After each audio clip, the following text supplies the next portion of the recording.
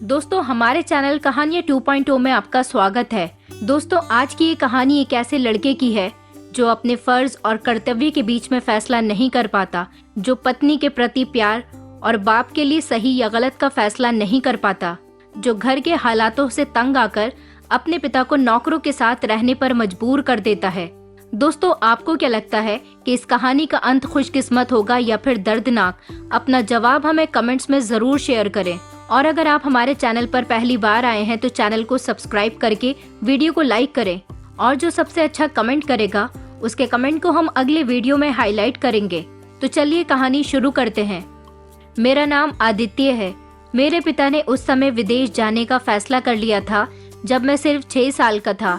मेरी माँ बहुत ही सख्त बिहेवियर की औरत थी।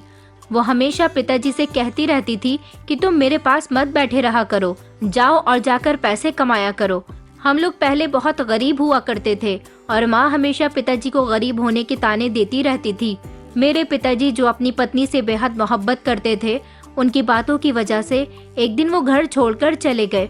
फिर वो सारी जिंदगी पैसा कमाने के लिए दुबई चले गए। वहाँ पर उन्होंने बहुत मेहनत की। पिताजी के कुर्बानियों की बदौलत हमारे घर की गरीबी खत्म हो गई थी। पिताजी माँ को ढेर सारे पैसे कमाकर भेजा करते थे। माँ ने उन पैसों से सब कुछ बदल दिया था। वो अब बहुत खुश रहने लगी थी, मगर अब उनके पास दौलत थी, उनका पति नहीं था। हमने गांव वाला घर बेचकर शहर में एक नया घर खरीद लिया था जो बहुत ही बड़ा था, और एक बड़ी सी गाड़ी भी खरीद ली थी। और हर महीने मेरे पिताजी बहुत सारे पैसे हमें भेजते थे। उनकी मेहनत की बदौलत मेरी जिंदगी आराम से गुजरी थी। मैंने अपनी शिक्षा भी पूरी कर ली थी और कभी किसी तंगी का सामना नहीं किया था। फिर एक दिन ऐसा हुआ कि माँ इस दुनिया को छोड़कर चली गई। उन्होंने काफी कोशिश की कि उनका पति वापस आ जाए, वो एक बार उनको देख सके, लेकिन पिताजी ने उनको इतनी ढेर सारे पैसे दिए थे कि जो शिकायत उनको हमेशा पिताजी से रहती थी, वो शिकायत अब खत्म हो चुकी थी। पिताजी कभी वापस नहीं आ सके। माँ के मरने पर भी वो वापस नहीं आए थे। शायद ये उनके रिश्ते की कड़वाहट थी जिसकी वजह से दोनों ने अपने दिल सख्त कर लिए थे। मुझे लगता है कि माँ को भी कोई अफसोस नहीं था और ना ही पिताजी ने कभी उनसे कोई गिला किया। उन्होंने अपनी मोहब्बत और रिश्ते को कुर्बान करके मेरी जिंदगी संवार दी। फिर मेरी शादी हो गई। मैंने अपनी मर्जी से मीनाक्षी को अपनी पत्नी बना लिया था। वो मेरी पहली और आखिरी मोहब्बत थी। उससे मेरी मुलाकात इसी शहर में हुई थी जहाँ पर हम रहते थे, और फिर मैं उससे शादी करके उसे अपने घर में ले आया था। पिताजी से हमेशा मेरी बातचीत होती रहती थी। पिताजी रोज मुझे वीडियो कॉल किया करते थे। हम दोनों की फोन पर भी बहुत बात होती थी। जैसे ही मेरी शादी हो गई तो मैंने मीनाक्षी का फोटो पिताजी को भेज दिया था। उन्हें मीनाक्षी बहुत पसंद आई थी और वो मेरी शादी से खुश थे। हम दोनों इसी घर में रहते थे जो पिताजी की कमाई से हमने शहर में बनाया था। शादी को लगभग 6 महीने गुजर गए थे जब पिताजी ने मुझे फोन पर बताया कि वो रिटायर हो चुके हैं और अब वो वापस आकर हमारे साथ रहना चाहते हैं। पहले हम लोग गांव में रहा करते थे, लेकिन पिताजी की कमाई से हमने शहर में घर बनाया था और माँ की मौत भी उसी घर से हुई थी। मैंने सब कुछ पिताजी को बता दिया था और वीडियो कॉल पर मैं उनको सब कुछ दिखाता भी रहता था। जब ये बात मैंने मीनाक्षी को बताई कि मेरे पिताजी वापस आना चाहते हैं, तो पहले तो वो खामोश रही, लेकिन फिर कहने लगी कि वो कहाँ रहेंगे। मैंने हैरानी से उसकी तरफ देखा और कहा, हमारे साथ इस घर में रहेंगे और कहाँ रहेंगे, ये उनका घर है। इस घर के अलावा उनका और कोई भी ठिकाना नहीं है। अब तो माँ भी इस दुनिया में नहीं रही और गांव वाला घर हमने कई सालों पहले छोड़ दिया था। मेरी बात सुनकर मीनाक्षी के चेहरे पर अजीब से एक्सप्रेशन उतर आए थे। उसने गुस्से भरे शब्दों में कहा कि देखो, मुझसे तुम्हारे बूढ़े पिता की सेवा नहीं होगी। जानते हो ना कि जब लोग बूढ़े हो जाते हैं तो उनकी आदतें बच्चों की जैसी हो जाती हैं, जिद्दी और नासमझ। मैंने उसके एक्सप्रेशन को इग्नोर करने की कोशिश की और उसे नरमी से समझाया, देखो, तुम्हें उनकी सेवा करने की जरूरत नहीं है, वो अपना काम खुद कर लेंगे। वैसे भी इस घर में काफी सारी नौकरानियां हैं जो घर का काम करती हैं। लेकिन मीनाक्षी का बिहेवियर नरम नहीं हुआ था। वो कहने लगी कि पहले उनसे बात करके तो पूछ लो कि वो वहाँ से कुछ पैसे लेकर आ रहे हैं या फिर खाली हाथी आ रहे हैं। अगर उनके पास पैसे हैं तो ठीक है, मैं उनकी थोड़ी बहुत सेवा कर लूंगी, वरना तुम मुझसे कोई उम्मीद मत रखना। मीनाक्षी की ये बात सुनकर मैं गहरी सोच में पड़ गया था। मुझे ख्याल आया कि शायद वो ठीक कह रही है। दुबई में रहने वाले अक्सर अपने साथ काफी सारा पैसा लेकर आते हैं। पिताजी ने सारी जिंदगी दुबई में गुजार दी थी, शायद उन्होंने भी कुछ बचा लिया होगा। मैंने उसी समय पिताजी को फोन किया। पहले तो मैंने उनके हालचाल लिए, उसके बाद हिचकिचाते हुए पूछा कि पिताजी, आप जब वापस आ ही रहे हो तो अपने साथ कुछ सेविंग्स वगैरह भी साथ ला रहे होंगे। मेरी बात सुनकर कुछ देर तक तो पिताजी खामोश रहे, फिर धीरे से कहने लगे कि बेटा, तुम्हें याद है ना कि हम कितने गरीब थे। मैं तुम्हारे बेहतर फ्यूचर के लिए यहाँ दुबई आ गया था। मैंने जो कुछ भी कमाया सिर्फ तुम्हारे लिए ही तो कमाया और तुम्हें भेज भी दिया। मेरे पास कुछ भी नहीं बचा। मैंने बेचैनी से कहा, लेकिन पिताजी, इतने सालों में आपने कुछ तो बचाया होगा। वो हंसने की कोशिश करते हुए बोले कि बेटा, बस इतना ही है कि टिकट के पैसे भी उधार लेकर वापस आ रहा हूँ। यूं समझ लो कि लूटे हुए सिपाही की तरह लौट रहा हूँ। पिताजी की ये बात सुनकर मेरा दिल बैठ सा गया था। मैंने फोन पर उनसे कह दिया कि आप जल्दी से यहाँ आ जाइए, लेकिन अंदर ही अंदर मेरा दिल खट्टा हो गया था। मैं चाहने लगा था कि पिताजी के आने के बाद मुझे और ज्यादा फायदा होने लगे, मेरे पास और पैसा आ जाए, लेकिन ये जानकर कि वो खाली हाथ आ रहे हैं तो मुझे ऐसा महसूस होता था जैसे कोई उजड़ी हुई सल्तनत का सुल्तान अपने घर वापस आ रहा हो। मीनाक्षी मेरी मोहब्बत थी, लेकिन शादी के बाद वो मेरे लिए एक अलग ही आजमाइश बन गई थी। वो अपनी डिमांड्स और जरूरत के मामले में कोई भी समझौता नहीं करती थी। हर समय उसे नए और ब्रांडेड कपड़े चाहिए होते थे। हमेशा महंगे सामान की ही मुझसे डिमांड करती रहती थी। बड़े बड़े पार्लर में जाना उसका शौक था। और भी उसकी बहुत सारी डिमांड थी जिनको पूरी करते करते मैं थक चुका था। मैं हमेशा उसे समझाने की कोशिश करता था कि वो सोच समझकर खर्चा किया करे, मगर वो तो मेरी बात का गलत मतलब निकालती थी और कहती कि मेरी जिम्मेदारियां पूरा करना तुम्हारा फर्ज है, मेरे खर्चे उठाना भी तुम्हारे लिए जरूरी है। मैंने तुम पर कोई बोझ नहीं डाला, मैं तुमसे सिर्फ वही मांगती हूँ जो कि मेरा हक है। उसकी ये जिद हर महीने मेरा बजट बर्बाद कर देती थी। मैं भी कंपनी में नौकरी करता था, हाँ अच्छी पोस्ट पर था, इसलिए मेरी सैलरी सही थी, लेकिन अब पिताजी रिटायर्ड होकर यहाँ आ रहे थे। अब तो उनकी तरफ से पैसे आने भी बंद हो गए थे। अब मुझे और ज्यादा सोच समझकर चलना था, लेकिन मेरी पत्नी मेरी भी कोई बात सुनने के लिए तैयार नहीं थी। मेरी खुद की सैलरी भी इतनी थी कि मैं आराम से अकेला भी घर चला सकता था, लेकिन मेरी पत्नी की फिजूल खर्ची ने मुझे परेशानी में डालकर रख दिया था। घर अपना था, गाड़ी भी अपनी थी और घर में 2 नौकरानियां भी मौजूद थी। एक तो घर की सारी सफाई करती थी और दूसरा सिर्फ खाना बनाया करती थी। जो साफ सफाई करती थी उसका नाम नीलम था और जो खाना बनाया करती थी उसका नाम चंपा था। मेरी पत्नी को ज्यादातर काम नीलम से ही होते थे, जो घर की साफ सफाई ही नहीं बल्कि बाहर के भी सारे काम करती थी। चंपा तो टाइम से आती थी और खाना बनाकर चली जाती थी, जबकि नीलम सर्दियों के इस मौसम में भी सारे काम से निपटने के बाद ही देर रात को सोने के लिए अपने कमरे में जाया करती थी। नीलम हमारे ही घर में रहती थी। उसे मेरी पत्नी ने एक छोटा सा कमरा दे दिया था, क्योंकि मेरी पत्नी घर का मामूली सा काम भी खुद नहीं कर सकती थी। उसे एक नौकरानी 24 घंटे अपने साथ चाहिए होती थी। ये सारे काम ही नीलम के थे। मेरी पत्नी को तो कोई काम ही नहीं था, लेकिन अजीब बात ये थी कि वो फिर भी थकी हारी और शिकायत करती हुई नजर आती थी। मैं अपनी पत्नी से कहता था कि मीनाक्षी, तुम्हें तो कोई काम भी नहीं करना पड़ता, नौकरानियां सब कुछ कर लेती हैं, फिर तुम क्यों थक जाती हो? वो तो कभी मुझे कोई सीधा जवाब देती ही नहीं थी, बस बात घुमा देती थी या अपनी किसी नई डिमांड को बीच में ले आती थी। अब जब पिताजी के वापस आने की खबर आई तो मेरा दिल अजीब सी परेशानी में खो गया था। मुझे अंदाजा था कि पिताजी के आ जाने से घर का माहौल बदल जाएगा। मीनाक्षी वैसे भी छोटी छोटी बातों पर नाराज हो जाती थी और अगर पिताजी के आने से उसे कोई भी परेशानी हुई तो उसका सारा गुस्सा मुझ पर निकलेगा। मैंने खुद को बार बार यही कहते हुए पाया कि पिताजी को घर में ठहराना शायद ठीक नहीं होगा। अगर वो यहाँ आ गए तो रोज के लड़ाई झगड़ों की शुरुआत हो जाएगी।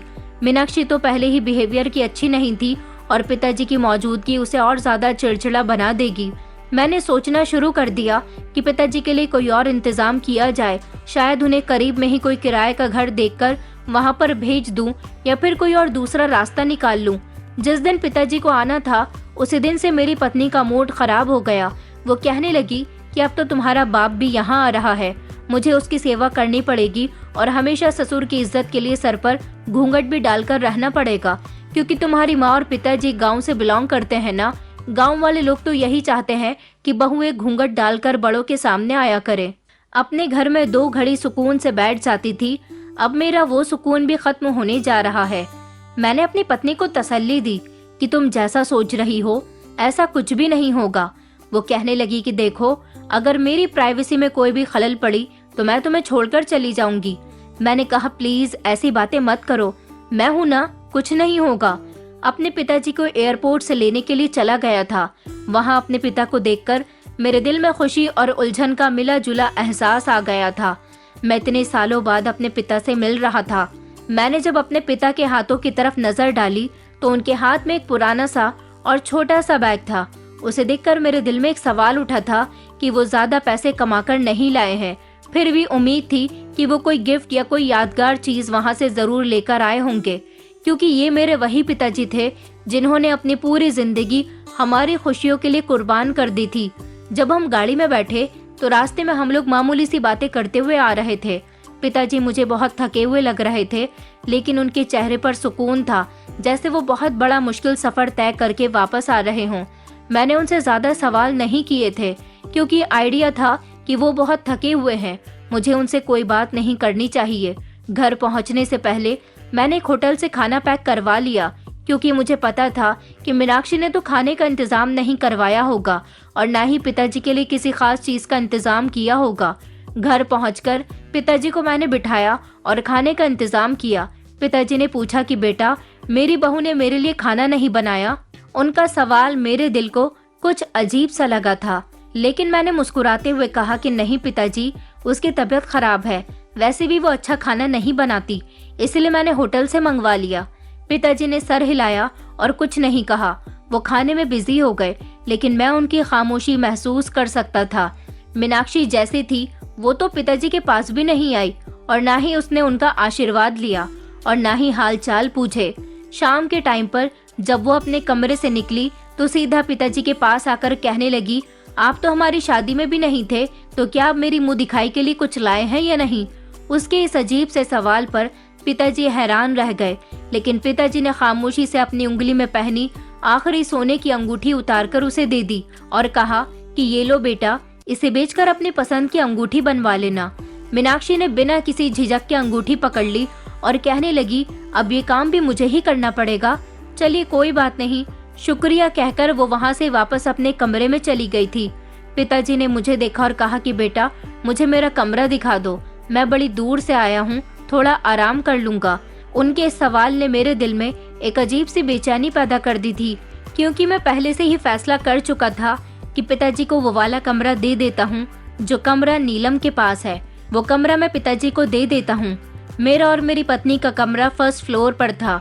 वहाँ और भी सारे कमरे थे, लेकिन पिताजी की मौजूदगी मीनाक्षी को पसंद नहीं थी, इसलिए मीनाक्षी को मैं इसी फ्लोर पर नहीं रख सकता था।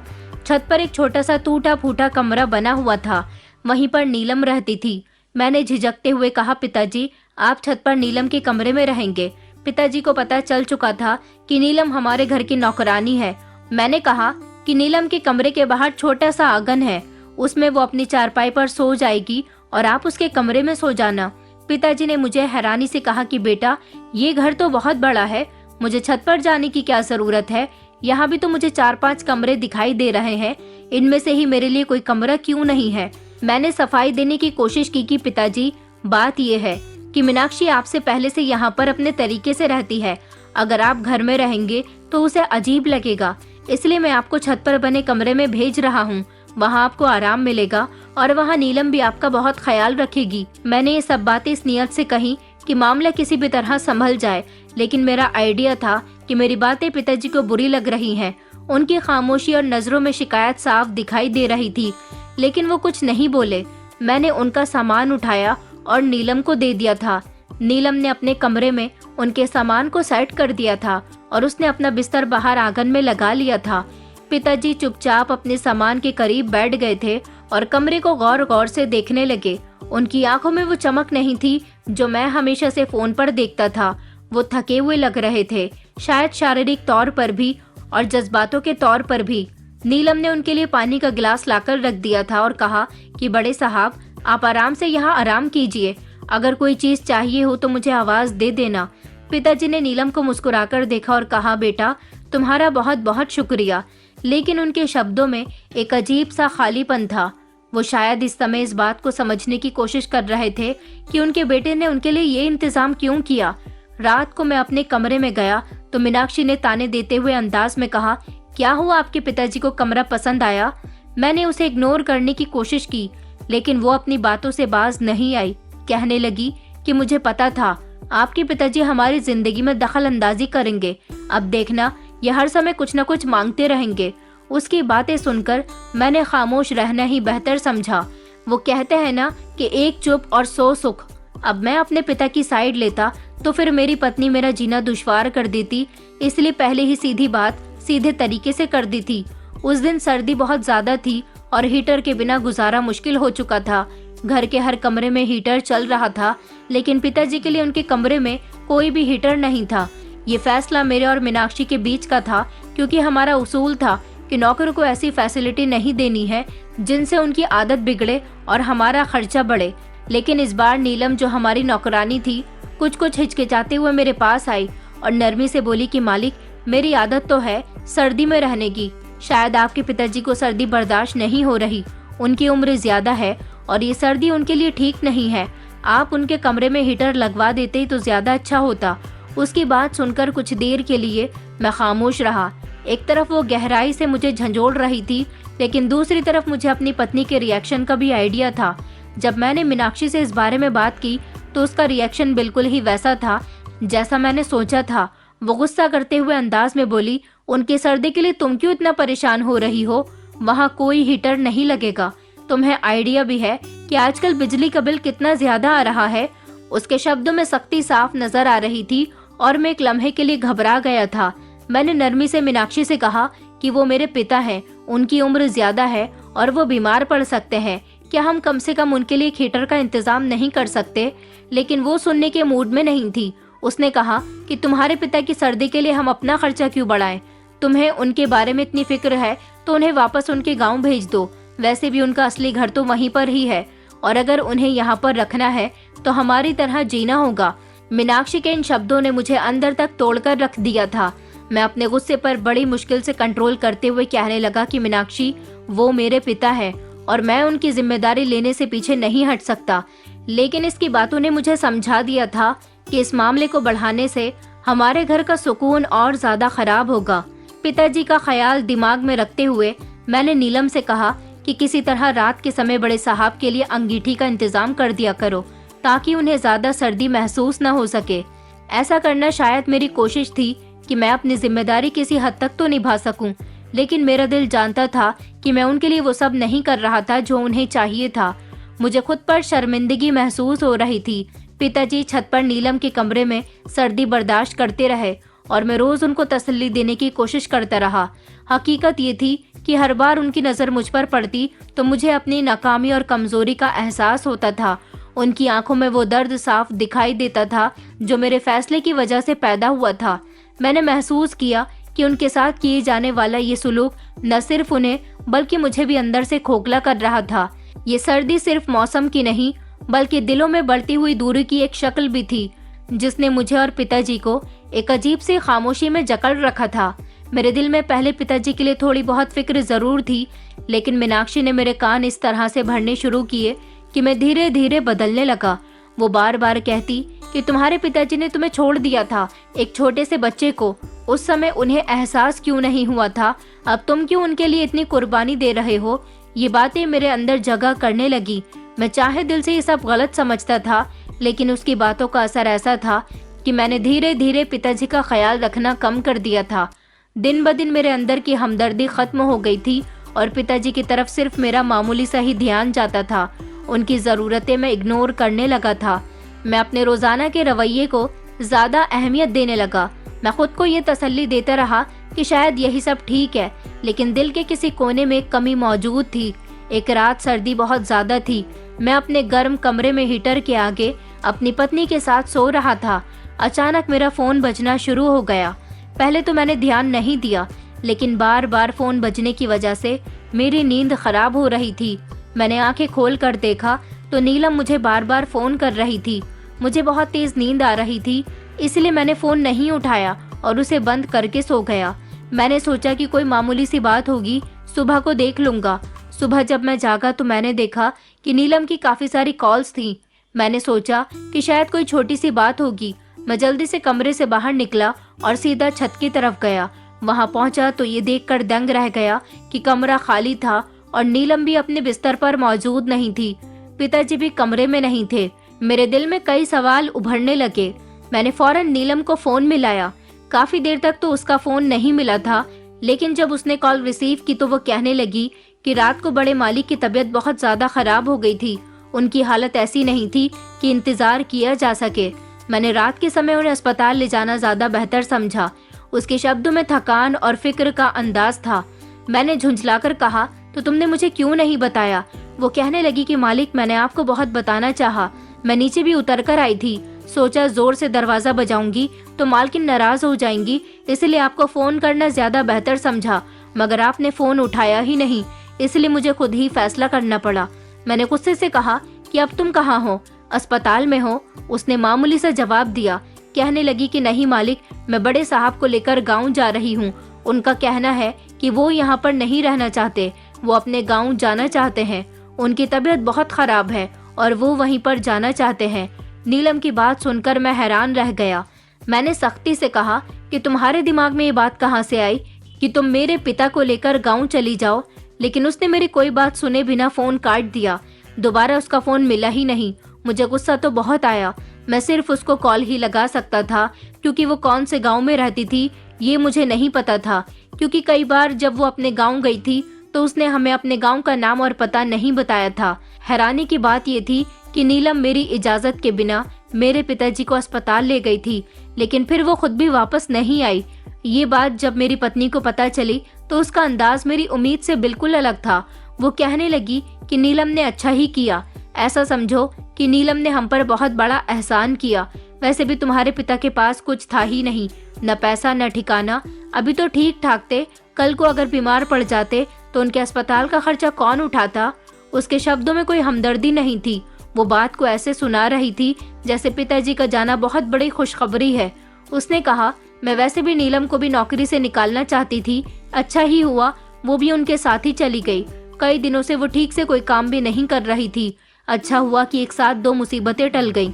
मीनाक्षी की बातें मेरे दिल पर अजीब असर कर रही थी। एक तरफ मुझे भी लगता था कि वो ठीक कह रही है।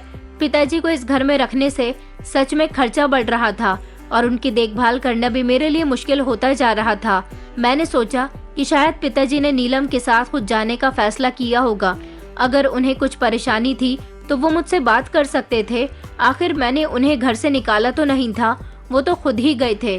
तो फिर मैं क्यों खुद को कसूरवार समझूं और उनके लिए परेशान हूं? मीनाक्षी की बातों ने मेरे दिल से शक को खत्म कर दिया था। अब मैंने खुद को समझा लिया कि पिताजी का यहाँ से जाना ही बेहतर था। अगर वो यहाँ रहते तो शायद परेशानियाँ पैदा हो सकती थी, खर्च बढ़ जाते और मेरी पत्नी के साथ भी मेरे हमेशा लड़ाई झगड़े रहते। मुझे पिताजी पर बहुत गुस्सा आता था। यहाँ से अपनी मर्जी से जा चुके थे, अब मुझे उनकी फिक्र नहीं करनी थी। मेरी पत्नी मुझे तसल्ली देती थी कि अब तुम्हें उनके बारे में ज्यादा सोचने की जरूरत नहीं है। वो अपनी जिंदगी का फैसला कर चुके हैं। अब तुम्हें अपना और अपना घर देखना चाहिए। मीनाक्षी की बातों में ऐसे खुदगर्जी थी जो मुझे भी ठीक लगने लगी। मैंने सर हिलाया और मीनाक्षी की बातों को दिल से एक्सेप्ट कर लिया। अब तो मैं पूरी तरह से फ्री हो गया था। मुझे पिताजी के लिए परेशान भी नहीं होना था और खर्चों से भी बेफिक्र हो गया था।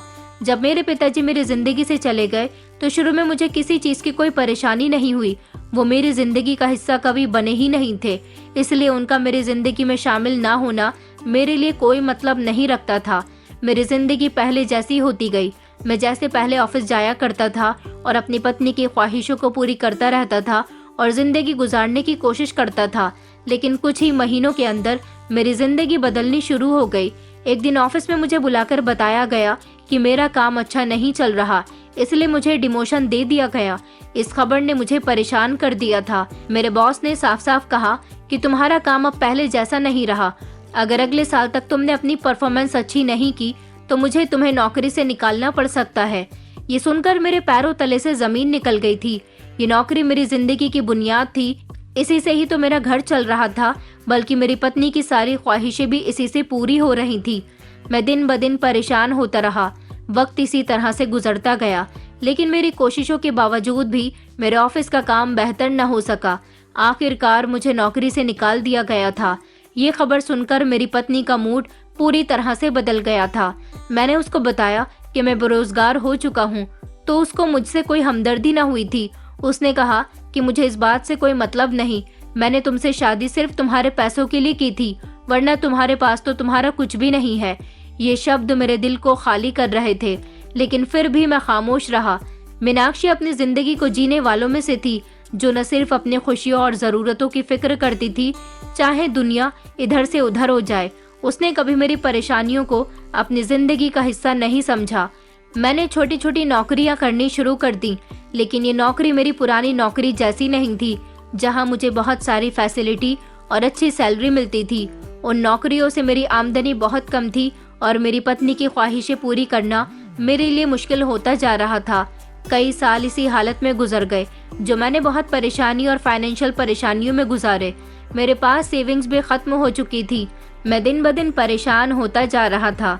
एक दिन मैं थका हारा काम से वापस आया तो घर की हालत देखकर मैं हैरान रह गया था। हर तरफ गंदगी का ढेर लगा हुआ था, जैसे यहाँ कोई औरत रहती ही नहीं है। मैंने मीनाक्षी से कहा कि घर की ये क्या हालत बना रखी है, सफाई क्यों नहीं करती? उसने लापरवाही से जवाब दिया, अब घर में कोई नौकरानी नहीं है, सबको पैसे चाहिए तभी वो काम करेंगी। मैंने गुस्से से कहा, अगर घर में नौकरानी नहीं है तो तुम साफ सफाई कर लो। लेकिन मीनाक्षी ने साफ इनकार कर दिया। उसने कहा, मैं ये सब नहीं करूंगी, मुझे ये सब करने की आदत नहीं है, तुम किसी नौकरानी का इंतजाम करो। मीनाक्षी ने मुझे बहुत तंग करके रख दिया था। मुझे महसूस हुआ उसकी नजरों में मेरे लिए कोई इज्जत या मोहब्बत बाकी नहीं रही थी। वो सिर्फ अपने आराम के बारे में ही सोचती रहती थी और मेरी मुश्किलों के बारे में सोचने की जरा भी कोशिश न करती थी। मैं इस नतीजे पर पहुंच चुका था, अगर मैंने जल्दी ही कोई अच्छी नौकरी तलाश नहीं की तो मीनाक्षी मुझे छोड़कर चली जाएगी। उसके रिएक्शन से ये सब जाहिर हो रहा था कि वो इस रिश्ते को सिर्फ इस समय तक निभाएगी जब तक कि उसकी सारी डिमांड्स पूरी होती रहेंगी। मुझे अपनी जिंदगी के इस मोड़ पर यह एहसास हुआ कि मैंने अच्छी औरत से शादी नहीं की, ये कभी भी मेरा साथ छोड़ देगी। मेरे दोस्त ने मुझे एक नौकरी के बारे में बताया था। वो नौकरी शहर के नए 5 स्टार होटल की थी। मुझे उम्मीद थी कि शायद यहाँ मुझे नौकरी मिल जाएगी।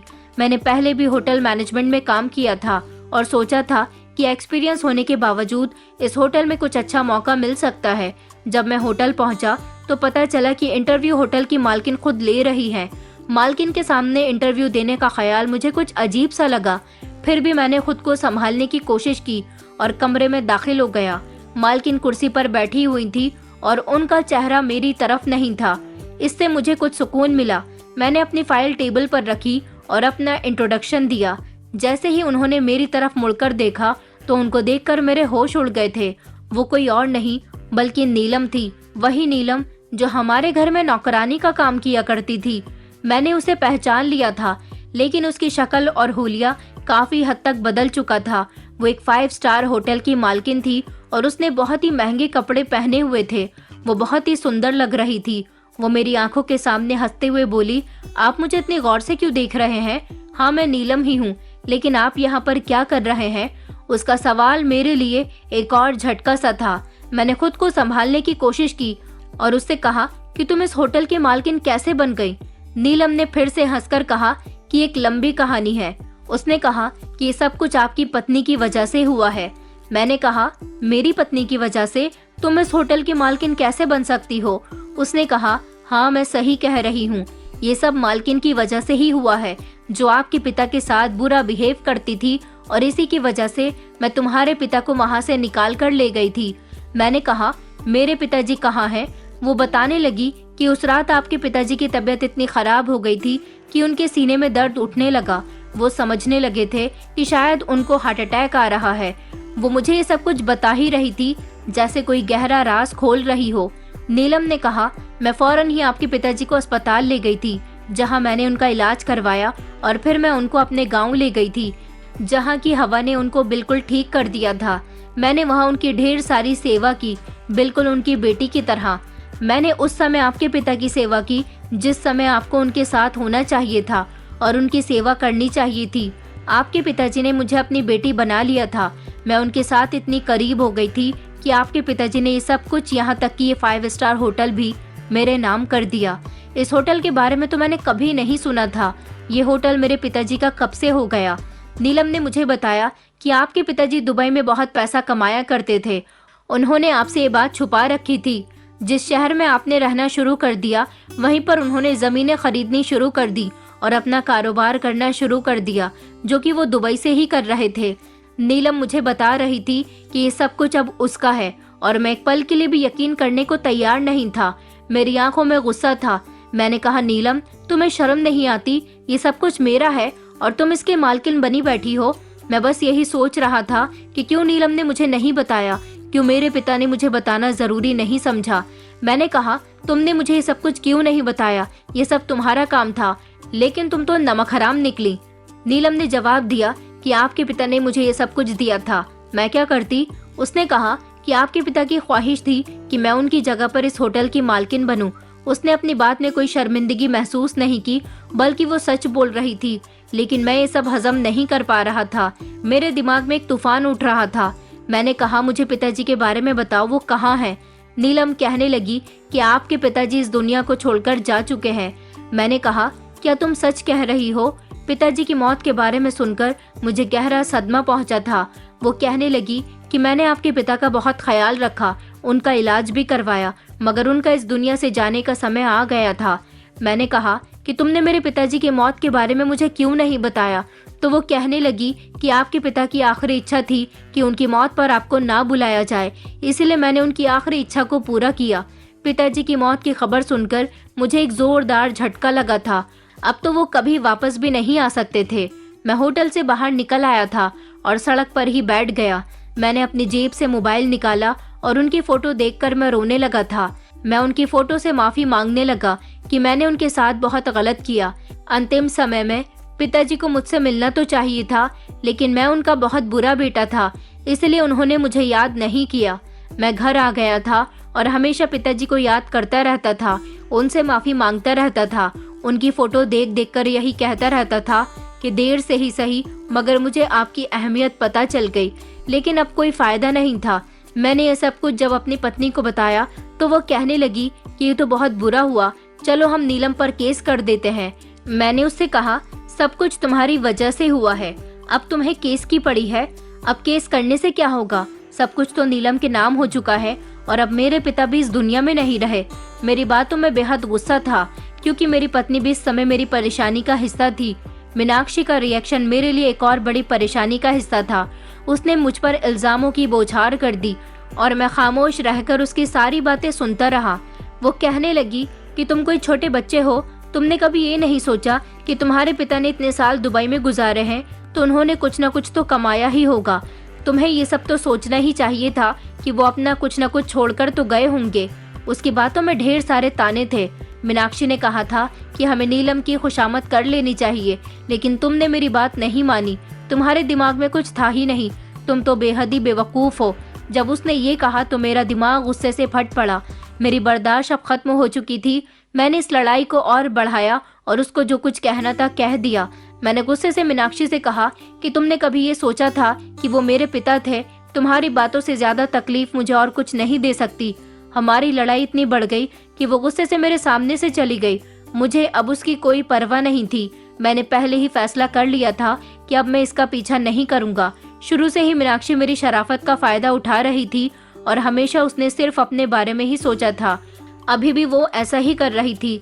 अब मैं समझ गया था, अब मेरी जिंदगी में जो भी मुश्किलें आएंगी वो मेरी जिम्मेदारी होगी।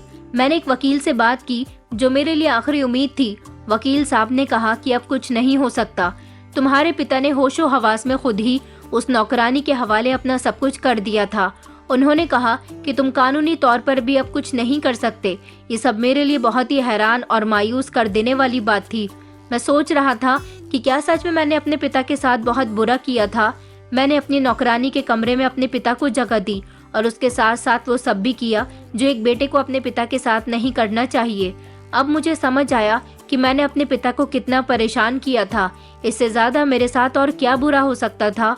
उनका भरोसा मैंने तोड़ा था और जब वो मुझसे रिश्ता दोबारा जोड़ना चाहते थे तो मैंने पूरी तरह से उनको इग्नोर कर दिया। उसके बाद जो कुछ भी हुआ वो मेरे किए का नतीजा था। मैंने अपने आप से सवाल किया, क्या सच में मेरे साथ ये सब हो रहा है?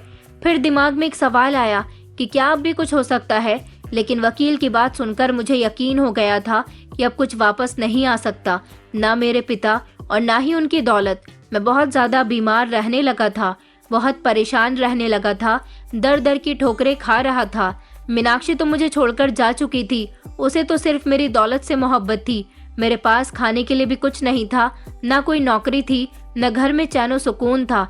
लेकिन ऐसे बुरे समय में मेरा साथ नीलम ने दिया था, जिसने मुझे घर खर्च के लिए थोड़े से पैसे दे दिए थे, मगर मैं अपने किए की माफी नीलम से मांग रहा था। मैं बहुत गरीबी भरी जिंदगी गुजार रहा था। धीरे धीरे मुझे एक बीमारी ने जकड़ लिया था, जिसके लिए मेरा इलाज होना बहुत जरूरी था, लेकिन मुझे अपना इलाज नहीं करवाना था। मैं अपने पिता की तस्वीर अपने सीने से लगाकर सारा दिन रोता रहता था, उनसे माफी मांगता रहता था कि जीते जी न सही पिताजी, मरने के बाद तो मुझे माफ कर दें। मुझे उनकी दौलत नहीं चाहिए, सिर्फ उनकी माफी ही मुझे सुकून दे सकती है। नीलम घर पर आती थी और मेरी ऐसी हालत देखकर उसे बहुत अफसोस होता था। मैं अब बिस्तर से बिल्कुल भी नहीं उठता था। नीलम मुझे जो पैसे देकर जाती वो पैसे मैं उसे वापस कर दिया करता था। मैं कहता था कि मैं भी मर जाना चाहता हूँ, मेरा इस दुनिया में कोई नहीं है। एक वक्त ऐसा था जब मैंने अपने पिता का ख्याल नहीं रखा, मैंने उनको अकेला छोड़ दिया था और आज मैं खुद भी अकेला हूँ। नीलम मेरी ऐसी हालत पर अफसोस करती थी, लेकिन फिर एक वक्त ऐसा आया जब नीलम ने मेरी मदद की और मुझसे कहा कि वो मुझसे शादी करना चाहती है। मैं उसकी बात सुनकर दंग रह गया था। उसने कहा कि आप बड़े साहब की आखिरी निशानी हो, भले ही वो आपसे नाराज थे, मगर अब आप सुधर चुके हो। गरीबी भरे हालात देखकर आपको एहसास हो गया कि आपने अपने पिता के साथ कितना बुरा किया था। सबसे अच्छी बात ये होती है कि इंसान ठोकर खाकर सुधर जाता है, और आप सुधर गए हो, संभल गए हो। मैं आपसे शादी करके बड़े साहब की आत्मा को शांति देना चाहती हूँ, क्योंकि आपकी जिंदगी में जो औरत थी उसने आपकी जिंदगी को बर्बाद कर दिया था, और इसमें उसी का हाथ था जिसने आपको आपके पिता से दूर कर दिया। अब वो आपकी जिंदगी से निकल चुकी है। मैंने नीलम से मना किया था कि मैं तुम्हारी जिंदगी बर्बाद नहीं करना चाहता, मैं तुम्हारे काबिल नहीं हूँ, मगर वो नहीं मानी और कहने लगी कि आप बड़े साहब के बेटे हो और आपका ख्याल रखकर मुझे बहुत खुशी मिलेगी। एक पत्नी बनकर मैं आपकी सारी जिंदगी सेवा करूंगी। मुझे अपने पिता पर बहुत गर्व महसूस हुआ था, जिन्होंने नीलम को अपना सब कुछ सौंप दिया था। शायद नीलम जैसी इंसान ये सब डिजर्व करती थी। मैं अपने पिता की किसी भी चीज का हकदार नहीं था। नीलम के साथ मेरी शादी भले ही हो गई है, मगर मैं पहले जैसी जिंदगी नहीं गुजारता। मेरी पत्नी मेरा बहुत ख्याल रखती है। नीलम के साथ मेरी शादी होना मेरी जिंदगी का सबसे बेहतर फैसला था। नीलम ने मुझ जैसे बीमार इंसान को सुधार दिया, संभाल दिया, और अब मैं उसके साथ एक खुशहाल जिंदगी गुजार रहा हूँ। कुछ लोग अपनी दुनिया में इतने मगन हो जाते हैं कि अपने माता पिता की अहमियत को भूल जाते हैं, उनका ख्याल रखना भूल जाते हैं। वो जो समझते हैं ये वही लोग हैं जो बुढ़ापे में अपने पिता का सहारा नहीं बनते, और फिर नतीजा ये होता है कि उन्हें वो सजा मिलती है जो शायद मुझे मिली थी। नीलम, जिसे मैं बहुत बुरा समझता था, अब मुझे पता चला था कि मेरे पिता ने उस पर भरोसा क्यों किया और उसे अपनी जायदाद क्यों सौंपी, क्योंकि वो एक अच्छे इंसान थी। भले ही वो गरीब थी, लेकिन उसे लोगों की परेशानी समझना आता था।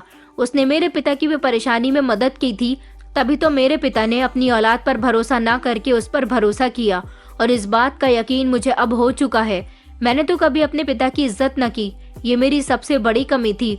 वो तो इस दुनिया से चले गए, तब मुझे एहसास हुआ जो सब कुछ मुझे मिलना था वो मेरे पिताजी ऐसे भी मेरे नसीब में लिख गए थे। बचपन से लेकर अब तक उन्होंने मेरी हर ख्वाहिश को पूरी किया था, और मरने के बाद भी वो मेरी जिंदगी में नीलम जैसी अच्छी हमसफर को भेज गए थे, और वापस उनकी दौलत मुझे मिल गई थी। लेकिन मैं उनकी दौलत का इस्तेमाल नहीं करता, अपनी मेहनत की कमाई से अपना खर्चा करता हूँ। मगर मेरे पिताजी के मरने के बाद मेरे दिल में उनकी अहमियत बहुत ज्यादा बढ़ गई है।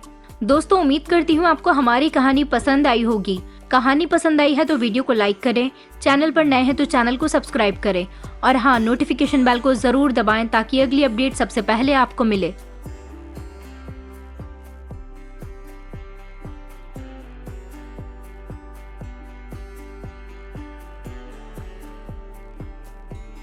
मेरा पति रोहन लिमिटेड कंपनी में बाहर काम करते थे।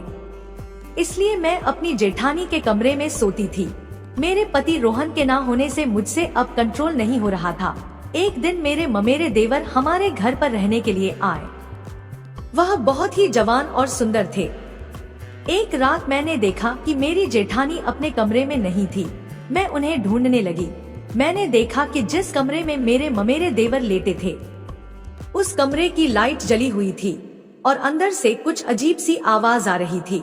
जब मैंने गेट के छेद से झांक कर देखा तो मेरे होश उड़ गए, क्योंकि वो और मेरी जेठानी, उन लोगों को साथ में देखकर मुझसे भी कंट्रोल नहीं हुआ और मैं भी दरवाजा खोलकर अंदर चली गई। फिर उसने मुझे और मेरी जेठानी दोनों को, मेरा नाम रीना है और मैं उत्तर प्रदेश से हूँ। हमारी हैप्पी फैमिली है, जिसमें मैं, मेरा पति, मेरी जेठानी, ससुर रहते हैं। मेरी शादी को 1 साल हो गए हैं। मेरा पति नोएडा में IT कंपनी में काम करता है और वह केवल 2-3 महीनों में घर पर आ पाता। हमारा घर लगभग 200 गज में बना हुआ है। मैं ज्यादातर समय अपनी जेठानी के साथ बिताती हूँ और हम दोनों एक ही कमरे में सोते हैं, क्योंकि जैसा कि मैंने पहले बताया, मेरा पति रोहन 3 से 4 महीने में एक बार ही आ पाता, इसलिए मेरी जेठानी जी मेरे साथ उसी कमरे में सोती थी और मेरी सास ससुर अपने एक अलग कमरे में सोते थे।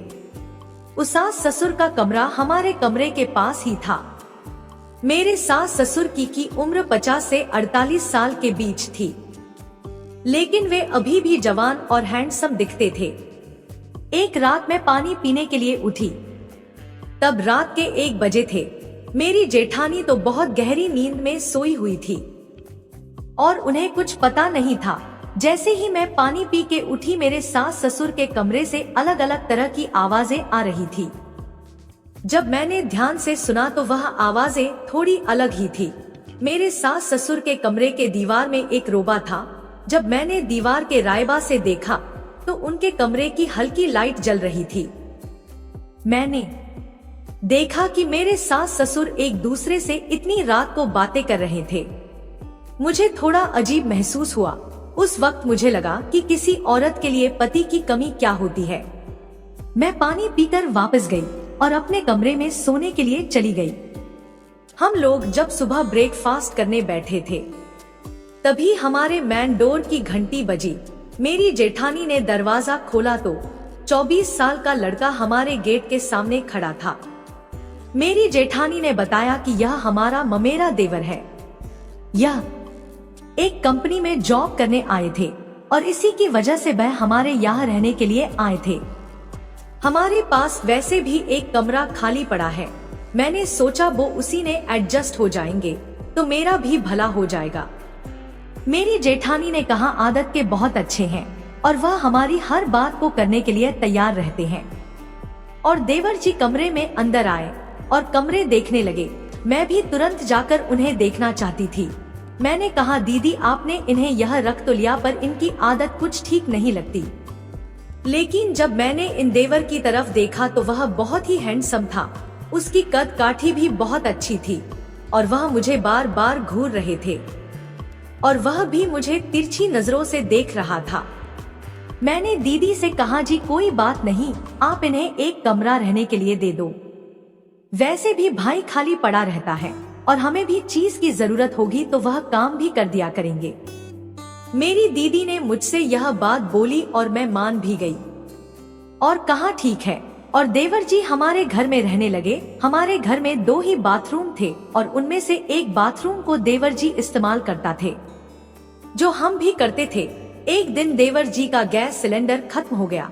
वह हमारे मेरी जेठानी के पास आए और कहने लगे, भाभी जी। मेरी जेठानी जी ने कहा, हाँ क्या बात है, बोलिए। वह बोले, मेरा गैस सिलेंडर खत्म हो गया है, क्या मैं आपके किचन में आकर रोटियां बना सकता हूँ? तो मेरी जेठानी जी ने कहा, कोई बात नहीं, आज के दिन तुम हमारे यहाँ नीचे आकर खाना खा लो, हम तुम्हारे लिए खाना बना देंगे। रीना तुम्हारे कमरे में रोटी पहुँचा देगी। तो देवर जी ने बोला, ठीक है, जैसे आप कहे। फिर वह अपने कमरे में चले गए। मेरी जेठानी जी ने कहा, रीना देवर जी के लिए खाना बना दो और थोड़ा जल्दी पहुंचा देना।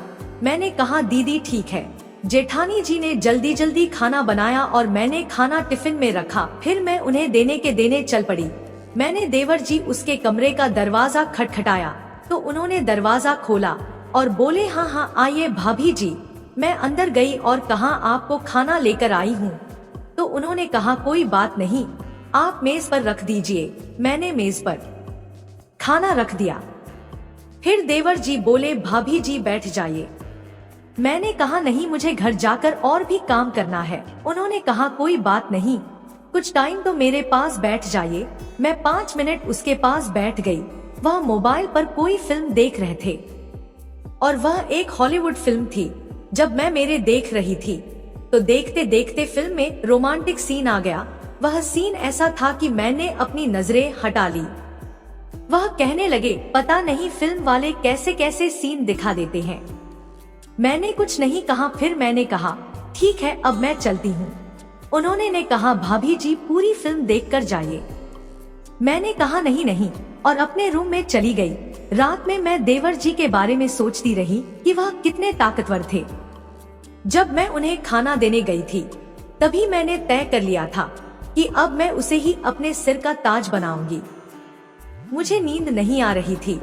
मैं उठी और फिर पानी पीने गई और मैं पानी पी कर के जब आई तो मेरे सास ससुर के कमरे से फिर आवाजें आ रही थी। आज आवाजें कुछ अलग थी। फिर मैं तुरंत चली गई तो मैंने देखा मयंक देवर जी के कमरे की लाइट जल रही थी। मैंने सोचा, रात के 1 बजे देवर जी के कमरे की लाइट क्यों जल रही है। मैंने सोचा, चलो जाकर देखती हूँ। जब मैं उनके कमरे में गई तो देखा वह अपने मोबाइल पर हॉलीवुड फिल्में देख रहा था। उसने मूवी की आवाज भी बहुत तेज कर रखी थी। मैंने कहा, देवर जी, तो उन्होंने झट से मूवी की आवाज को कम कर दिया और बोले, हाँ भाभी जी आइए। मैंने कहा, तुम्हारे कमरे की लाइट अब तक क्यों जल रही है और तुम सोए क्यों नहीं। वह बोले, मुझे नींद नहीं आ रही थी इसलिए मैं मोबाइल देखने लगा। उन्होंने कहा, भाभी जी आप अभी तक सोई क्यों नहीं। मैंने कहा, मुझे नींद नहीं आ रही थी इसलिए मैं देख रही थी कि तुम्हारे कमरे की लाइट क्यों जल रही थी। उसने कहा, चलो मैं देखती हूँ। फिर वह बोले, आ जाओ, बैठ जाओ। भाभी जी मुझे तो नींद नहीं आ रही। तो मैं देवर जी के पास बैठ गई। जैसे ही मैं उसके पास बैठी उसने फिल्म बंद नहीं की। उसका फोन उसी तरह चल रहा था। शायद उनके जाने के बाद छोड़ दिया था। मेरी नजर उनके फोन पर पड़ी तो मुझे कुछ महसूस होने लगा। मैंने चुपके से उनके फोन पर नजर डाली और वो हॉलीवुड फिल्म देखने लगी। देवर जी को पता चला कि मैं चुपके से उनके फोन में फिल्म देख रही हूँ। उन्होंने फोन उठाया और कहा, भाभी जी देखनी है फिल्म। मैंने कहा, नहीं नहीं। उन्होंने कहा, देख लो। फिर क्या हुआ। मैंने कहा, नहीं नहीं, मैं नहीं देखूंगी। मैंने उनकी ओर देखा भी नहीं, लेकिन उसने धक्के से मेरे हाथ में अपना मोबाइल थमा दिया और कहा, आपको हॉलीवुड फिल्में पसंद है। फिर हम दोनों साथ में मूवी देखने लगे। मयंक बोले, भाभी साथ में मूवी देखेंगे तो मजा आएगा। मैंने कुछ नहीं कहा और फिर हम दोनों एक साथ फिल्म देखने लगे। वह फिल्म बहुत अच्छी थी। मैं आपको लोगों को क्या बताऊं। फिल्म में एक रोमांटिक सीन देखते देखते देवर जी ने मेरे पैर पर हाथ रख दिया। मेरे शरीर में करंट सा दौड़ गया। मैं वहां से उठकर दूसरी जगह बैठ गई। पता नहीं मुझे क्या हो रहा था, क्योंकि मैं अपने आप पर कंट्रोल नहीं कर पा रही थी। फिर उन्होंने मुस्कुराते हुए कहा, भाभी आप बैठो, मैं अभी आता हूँ। जैसे ही वह आया तो मैं वही बैठे हुई थी और तुरंत उसने गेट की कुंडी लगा दी। और आज फिर मैंने अपनी इच्छा पूरी कर ली। मैं चुपके से उसके कमरे से बाहर निकल गई और फिर सीधा अपने कमरे में जाकर लेट गई। फिर मुझे बहुत ही ज्यादा गहरी नींद गई। तभी मुझे मयंक देवर जी का फोन आया कि आप फ्री हो तो कल शॉपिंग करने चलेंगे। मैंने भी बहुत दिनों से शॉपिंग नहीं की थी, इसलिए हाँ कर दिया। फिर हम लोगों ने बहुत सारी शॉपिंग और हम दोनों घर वापस आ गए। रात का खाना खाकर सो गई। एक रात में टहलने के उठी क्योंकि गर्मी बहुत ज्यादा हो रही थी। जब मैं अपनी जेठानी के रूम में गई, जब मैंने उठकर देखा तो वह पर नहीं थी। मैंने सोचा वह कहीं गई होगी या गर्मी की वजह से छत पर टहलने चली गई होंगी। मैं छत पर गई लेकिन वह वहां भी नहीं थी। मुझे लगा क्या वह मयंक के पास तो नहीं चली गई। जब मैंने देखा तो वह मयंक देवर जी के कमरे में बैठी हुई थी, तो मैंने और तुरंत अपने कमरे में आ गई। मैं सोने का नाटक करने लगी। जब जेठानी जी कमरे में आई तो मैंने उससे पूछा तुम कहाँ गई थी? वह बोली मैं फ्रेश होने गई थी। मैंने कहा मैंने तुम्हें मयंक देवर जी के रूम में देखा था। वह बोली तुम भी मयंक से बात करती हो तो मैं तो कुछ नहीं कहती। तो दोस्तों यह थी आज की कहानी। अगर कहानी अच्छी लगी हो तो लाइक करके चैनल को सब्सक्राइब जरूर करें। मिलते हैं अगली वीडियो में, तब तक के लिए love you and take care.